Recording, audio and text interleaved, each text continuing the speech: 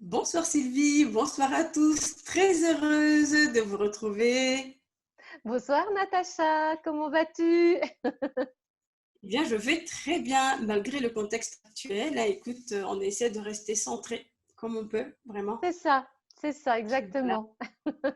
voilà, voilà. En tout cas, moi aujourd'hui, j'ai hâte que tu nous parles, Sylvie, de la souffrance quand même des enfants à haut potentiel. C'est un sujet qu'on entend souvent, on parle beaucoup de la souffrance, mais on n'en sait pas plus. Donc, dans quelques instants, tu nous dérouleras ça, tu nous expliqueras quelles sont les différentes formes et qu'est-ce qu'on peut justement, quelles sont les erreurs à ne pas faire, ou en tout cas les conseils que tu pourras nous donner pour y voir plus clair. Suivez-nous.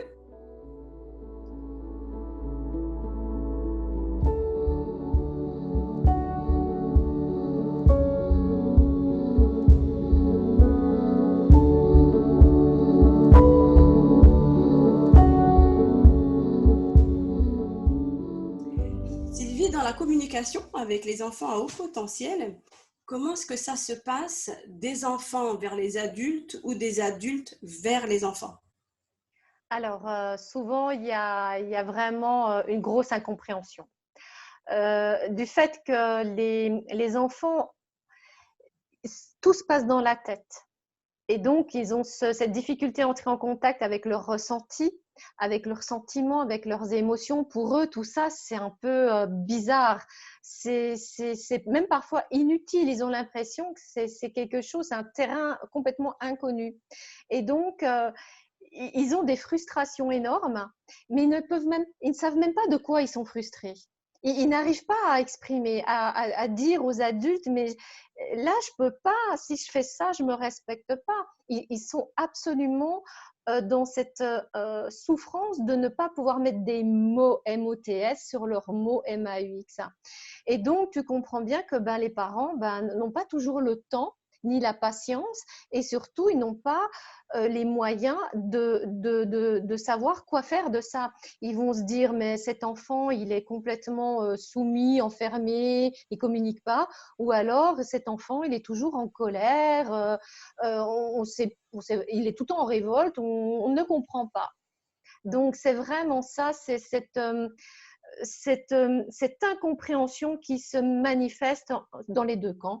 L'enfant ne comprend pas ses parents, ne comprend pas les adultes, Oui, c'est-à-dire le corps enseignant non plus, oui. et l'adulte et le corps enseignant, et même les psys, la plupart du temps, sauf ceux qui sont vraiment renseignés, ne comprennent pas les enfants HP. Alors, comment établir l'équilibre dans cette communication? Comment arriver à brancher les deux prises pour que le courant puisse passer? Eh bien, tu sais quoi? Il faut déjà que chacun le veuille. Et ça, c'est déjà le premier pas. Et ça demande déjà que, notamment le corps enseignant, que Oui, le corps médical se remette en question. Parce que des personnes HP, alors maintenant il y a beaucoup d'adultes, mais des enfants, il va y en avoir plein, plein, plein, plein. Ça, c'est une réalité. Il y en a beaucoup, beaucoup, beaucoup plus qu'on ne le pense. Ce n'est pas juste une minorité, c'est un nombre vraiment très important, sauf que justement, comme il n'y avait pas de tests vraiment efficaces ces dernières années, et ça fait très peu de temps qu'on en a, eh bien, on a rangé les enfants HP dans des cases, comme on disait dans la vidéo précédente, comme des perturbateurs ou des personnes complètement introverties et soumises. Donc, ça demande qu'il y ait des personnes qui transmettent leurs connaissances de par leur expérience en tant que HP ou parce qu'elles ont vécu avec une personne ou des enfants HP, et elles vont peut-être pouvoir décortiquer certaines choses et donner des informations. Et c'est donc aux parents en priorité de se renseigner pour ensuite permettre à leurs enfants de communiquer. Alors, c'est sûr que quand l'enfant est petit et que le parent est conscient de ça assez tôt, il peut se renseigner maintenant par Internet, par des livres et tout. Mais quand il s'agit d'adolescents qui n'ont pas du tout eu ce soutien cette compréhension parentale et de tous les adultes, eh bien, tu comprends que ça peut faire des dépressions, ça Oui. peut faire des rages intérieures avec des colères et toujours ça sans que cet enfant-là soit capable de mettre des mots dessus. C'est comme s'il avait plus d'espoir d'être compris un jour. D'accord. Et est-ce qu'il y aurait des erreurs à ne pas commettre dans Ah cette oui. communication? Alors, de la part des adultes, ça c'est clair. Tous les adultes qui disent à un enfant HP, je comprends, Oui, alors qu'il ne comprend rien, c'est-à-dire qu'il ment à ce moment-là. Et les HP le sentent. d'accord. Ils ont une espèce de sixième sens et ils le sentent ou ils le voient. Je ne peux pas t'expliquer, mais en tout cas, dès qu'un adulte va mentir, ça insupporte les enfants à haut potentiel. Et ce qui les insupporte plus, c'est les injustices, les abus d'autorité, notamment de la part des adultes. Et moi, ce que j'entends souvent avec les enfants HP que j'accompagne, il y a deux choses. C'est rare en général, ils n'accusent pas leurs parents. Ils sont tristes de ne pouvoir être compris par leurs parents. Par contre, ils ont des colères, ils ont un ras-le-bol par rapport au thérapeute, parce que souvent, les parents étant désemparés, ben, qu'est-ce qu'ils font? Ils vont de thérapeute en thérapeute en thérapeute. Soit donc on donne des médocs, soit on donne des conseils, mais complètement abracadabrants parce que ça ne tient pas compte du tout du fonctionnement de l'enfant à haut potentiel. Soit tu as le corps enseignant qui va tout faire, comme on disait dans la CAPS précédente, tout faire pour soumettre l'enfant et faire qu'il soit dans un comportement sociétal qui corresponde à la norme établie par qui? Par les gouvernements, par le système éducatif, etc., par le système scolaire. Donc, ça te coupe dans l'élan de créativité, ça le coupe direct. L'enfant va être déconnecté de sa créativité. Ça va faire qu'il a plus d'espoir d'avenir puisqu'on ne l'écoute pas, on ne le comprend pas. Et lui-même n'arrive pas à mettre des mots. Mais comment est-ce qu'il pourrait s'en sortir? Donc ça, c'est une erreur fondamentale que de faire croire des choses à un enfant, soit qu'il se trompe, soit que ce qu'il dit, c'est de l'imaginaire, soit qu'on lui mente. Ça, c'est vraiment les erreurs à ne pas commettre. Et c'est vraiment de l'aider, au contraire, à s'exprimer. D'accord.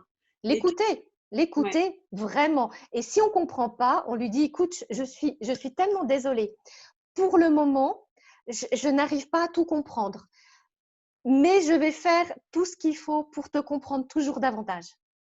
ouais, ce serait tellement merveilleux d'arriver à ce type de communication bienveillante. Mais Tu c'est possible. Alors, ouais. c'est tout à fait possible. Dans mes thérapies, j'apprends aux parents à communiquer. Ah, c'est bien de le Et préciser, oui. oui, et aux enfants, je leur apprends.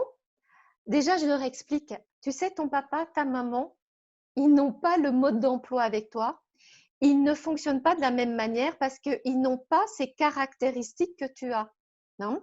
Et j'insiste encore une fois, être défini comme personne à haut potentiel, ce n'est pas qu'on vous nous met dans un tiroir fermé. Parce que la personne à haut potentiel a justement une multitude de facettes et elle se perd avec toutes ces facettes. Elle ne sait pas qui elle est parce qu'elle en a trop. D'accord? Donc, de lui dire tu es à haut potentiel et de lui expliquer ce que ça veut dire. Oh, mais c'est un soulagement. Ça met des mots. Enfin, elle se sent comprise et enfin, elle peut se mettre une identité quelque part. Elle peut s'identifier quelque part. Et elle se sent moins seule parce qu'elle sait que il y a d'autres êtres comme elle. Donc, pour les enfants, c'est aussi de lui dire, tu n'as pas de problème, tu n'es pas malade. Ouais, OK? ouais. Et dans le cas contraire, quelles seraient les conséquences, Sylvie, pour les enfants HP si les adultes sont incapables de les accompagner par manque de ressources ou de connaissances, par exemple? Qu'est-ce qui peut arriver? Alors, soit ils vont tomber dans le désespoir total, enfin, c'est plutôt ça qui va aller. Une forme de désespoir, de repli sur soi, d'éloignement de la société en créant des dysfonctionnements qui peuvent aller même dans la scarification, dans l'autosabotage, dans se faire mal pour reprendre contact avec ce corps en fait. Donc il y a une espèce d'autodestruction, ça peut aller dans les drogues.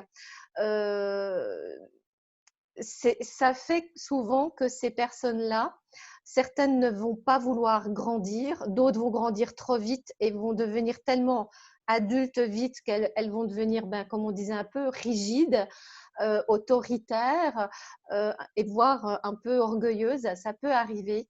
Mais tout ça, ça peut se rééquilibrer, hein. Je veux vraiment rassurer que ce ne sont que des caractéristiques qui s'installent à cause de la souffrance. Mais donc, ça peut se rééquilibrer. Et D'accord. puis, l'autre risque, c'est vraiment le repli sur soi. Beaucoup vont se sentir plus en accord avec les animaux qu'avec les êtres humains, hein. D'accord. Et dans cette, j'ai envie de dire, par rapport à ça, quelles sont les autres difficultés que les enfants à haut potentiel peuvent rencontrer et vivre? Alors, à part ce fait qu'ils se sentent complètement incompris, moi, ce que j'entends tout le temps, c'est de se sentir en décalage. D'accord. Donc, eux, ils finissent par se dire, il n'y a pas d'être humain avec qui je puisse m'entendre. Alors, c'est vrai et ce n'est pas vrai. C'est vrai qu'il y a quelque chose qui fait que les personnes à haut potentiel s'attirent les unes les autres et se reconnaissent les unes les autres.